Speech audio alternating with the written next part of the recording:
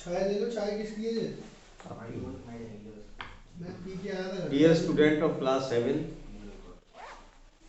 आज आपका साइंस का टर्न है और साइंस की एक्सरसाइज आपको शायद कल भेज दी गई है, आपके पास पहुंच गई होगी, तो आप उसे फेयर में नोट कर लेंगे। आज आगे का चैप्टर पढ़ाएंगे, इसके बाद क्वेश्चन आंसर भी आपको सेंड किए जाएंगे।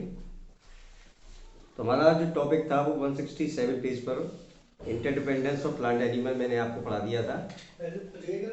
इसके बाद हम चलेंगे अगले टॉपिक पर, जिसका नाम है एनर्जी ट्रांसफर अलोंग ए फूड चेन, यानी फूड चेन के दौरान एनर्जी का ट्रांसफर कैसे होता है।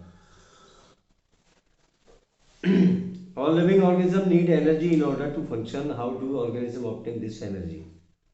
सभी जीवित जीवधारियों को काम करने के लिए एनर्जी की ज़रूरत होती है, और ये एनर्जी वो कैसे प्राप्त करते हैं या कहाँ से लेकर आते हैं।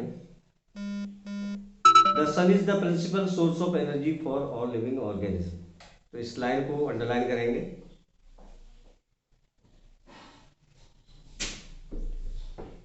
सूरज सभी जीवधारों के लिए एनर्जी का प्राइमरी सोर्स है, यानी प्राथमिक स्रोत है। किसी भी प्रकार की ऊर्जा हो, उसका अल्टीमेट सोर्स जो है सन है। इस लाइन को अंडरलाइन कर लेंगे। Plants trap sunlight for making food. भोजन बनाने के लिए पौधे सूर्य की ही एनर्जी को ट्रैप करते हैं, यानी उसको पकड़ते हैं या स्टोर करते हैं, और फोटोसिंथेसिस के द्वारा वो अपना भोजन बनाते हैं। नेक्स्ट पेज पर पहुंच जाएंगे 168 पर। Plants are therefore called producer. All other organisms depend directly or indirectly on plant for their food.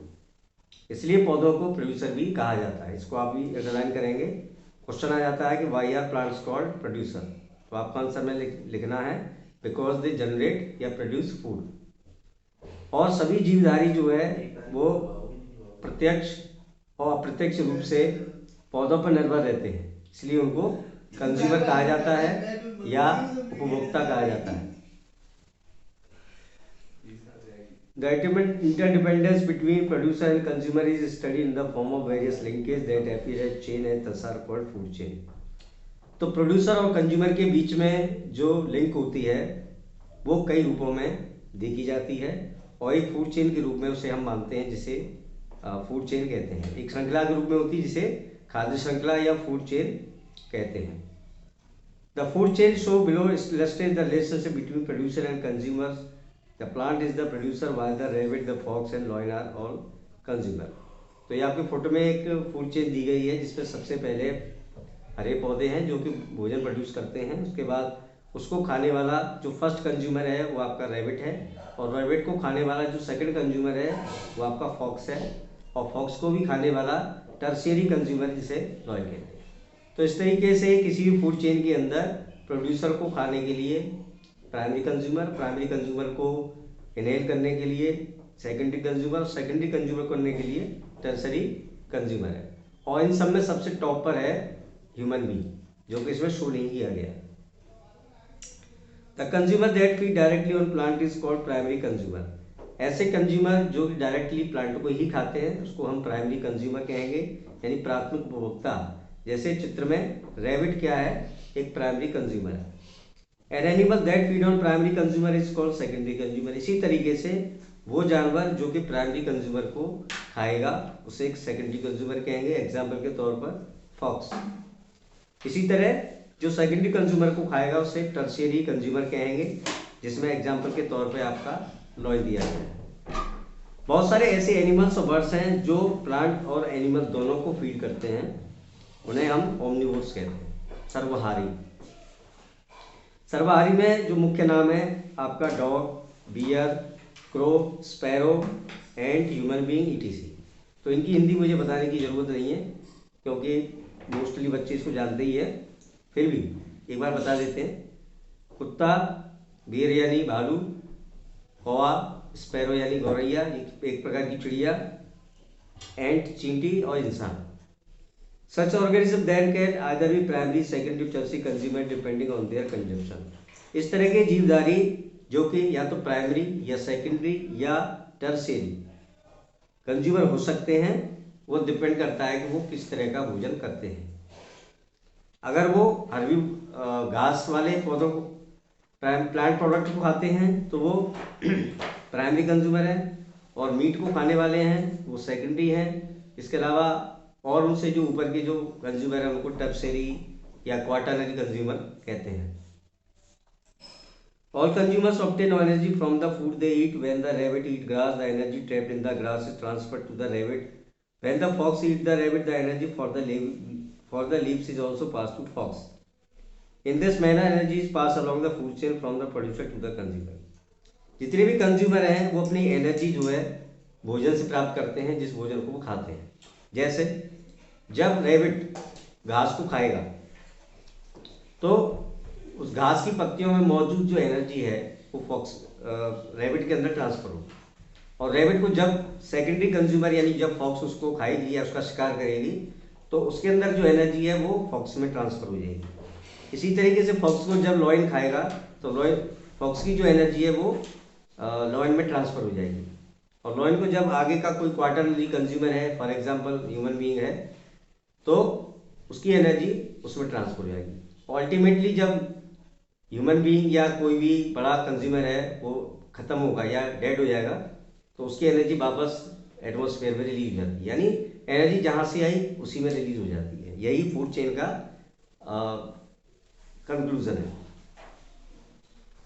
Energy losses in A food chain. अब किसी भी फूड चेन के अंदर एनर्जी जो है जब ट्रांसफर होती है तो ऐसा नहीं है कि पूरी एनर्जी जो है वो सन से पत्तियों में या पत्तियों से प्राइमरी कंज्यूमर ट्रांसफर होती है, उसका कुछ हिस्सा वेस्टेज चला जाता है, उसको एनर्जी लॉस कहते हैं। As energy transfer through the food chain loss occur at every link of the chain. तो एनर्जी जब भी ट्रांसफर होगी तो हर लेवल पर, प्राइमरी सेकेंडरी टर्शरी लेवल पर थोड़ा बहुत एनर्जी लूज हो जाती है, यानी वेस्टेज चली जाती है। This is because from the food eaten an organism utilize energy provide by for its own various life process, thus this energy utilize to carry out growth, repair and reproduction. ये इसलिए होता है क्योंकि जब कोई जीवधारी किसी चीज को खाएगा तो उससे प्राप्त जो एनर्जी है उसका इस्तेमाल अपने कई सारे कामों के लिए, जैसे ग्रोथ के लिए यानी अपनी वृद्धि के लिए, अपने सेल्स के डैमेज को रिपेयर करने के लिए या रिप्रोडक्शन के लिए करता है।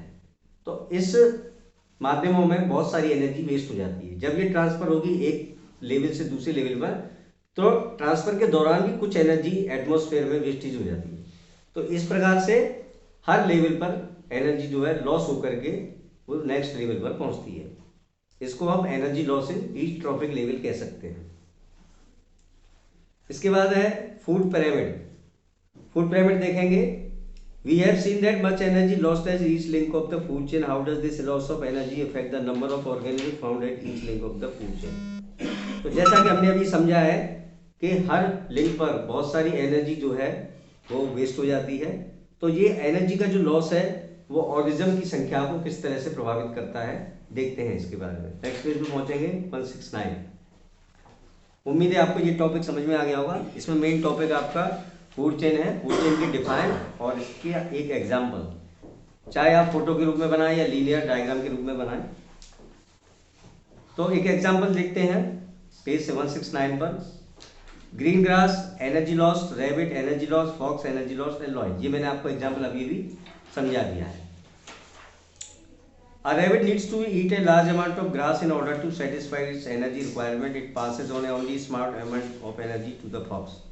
एक रैबिट को बहुत सारी घास जो है खाने की आवश्यकता होती है क्योंकि उसे कई सारे काम करने होते हैं, और इसका थोड़ा बहुत हिस्सा ही फॉक्स में ट्रांसफर होता है। इसका मतलब फॉक्स को भी काफ़ी खाने की ज़रूरत होती है जिससे कि वो अपनी एनर्जी को जो पूरा कर सके, और इसी तरह लॉयन को भी बहुत सारी एनर्जी की ज़रूरत है जिससे कि वो अपनी एनर्जी को पूरा करे। इस तरीके से एनर्जी लॉस जो है उससे ऑर्गेनिज्म की संख्या का भी फर्क पड़ता है। जैसे कि आप पिरामिड में देख रहे होंगे कि पौधों की संख्या ज़्यादा है फर्स्ट लेवल में, लेकिन उसको खाने वाले खरगोश की संख्या उसके कंपेयर में कम है, और खरगोश को खाने वाले जो सेकेंडरी कंज्यूमर है जैसे फॉक्स उसकी संख्या कम है, और उसके बाद फाइनल में जो शेर है उसको खाने वाली संख्या जो है कम है। इस तरीके से पिरामिड में जो फर्स्ट लेवल है उसकी संख्या ज़्यादा, सेकेंड लेवल पर उससे कम, थर्ड में उससे कम, और फोर्थ में उससे ज़्यादा कम होती है। इसी वजह से इस पिरामिड का जो बेस है वो थोड़ा ज़्यादा है, चौड़ा है, और जैसे जैसे हम टॉप की तरफ बढ़ते हैं ये पॉइंटेड हो जाता है, यानी इसकी जो ज़रूरत है वो कम हो जाती है। तो फूड पिरामिड ये दिखाता है कि फूड चेन का लेवल जितना हायर होगा तो उस लेवल पर ऑर्गेनिज्म की संख्या उतनी ही कम होगी। और हमेशा ये बात को ध्यान रखना है कि प्रोड्यूसर हमेशा पिरामिड का बेस बनता है। प्रोड्यूसर यानी पौधे को हमेशा बेस पर रखा जाएगा। सेकंड नंबर पर प्राइमरी कंज्यूमर को, थर्ड नंबर पर सेकेंडरी कंज्यूमर को, और फोर्थ नंबर पर टर्शियरी कंज्यूमर को। इसके बाद हम चलते हैं फूड वेब।